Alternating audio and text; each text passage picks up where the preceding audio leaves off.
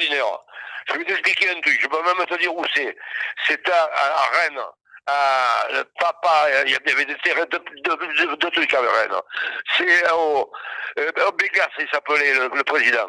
Voilà. Donc il y avait une grande ligne droite à un endroit. Au milieu de la ligne droite, carrément une tranchée qui est en équerre. Au milieu de la ligne droite.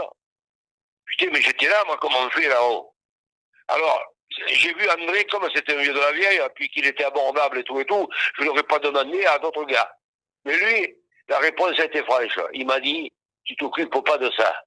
Tu restes en grand ouvert et ça passe sans bouger. Eh bien, c'est garanti que... Et ça, c'est dans mes chuchots, ça m'est resté, ça. De dire, regarde un petit peu. Il aurait pu me dire n'importe quoi, m'induire en erreur ou je sais pas quoi. Mais c'était un gars franc. Voilà. Je sais pas pourquoi, si je l'ai appelé, si je lui ai parlé à lui, c'est parce que je sentais un gars qui j'avais fait à long terme. Je pouvais avoir une confiance dans sa réponse, tu vois. Et finalement, elle m'a été prouvée. Et alors, même, je vais te dire, au bout de quelques tours que je faisais, comme il avait dit, que ça passait bien, j'ai voulu couper un petit peu. Ah pétard, mais je l'ai senti l'arête de l'autre côté du fossé. C'était un des gars qui ne faisait pas du bruit. Mais il était, disons, efficace, premièrement. D'ailleurs, il gagne. C'est encore très vieux, ça. J'ai vu la photo hier.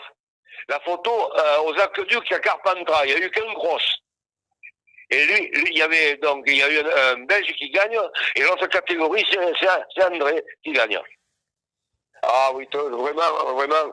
Tu peux le flatter chaleureusement parce que c'était un gars efficace et il parlait pas beaucoup, mais il était simplement un bon bonhomme. Voilà.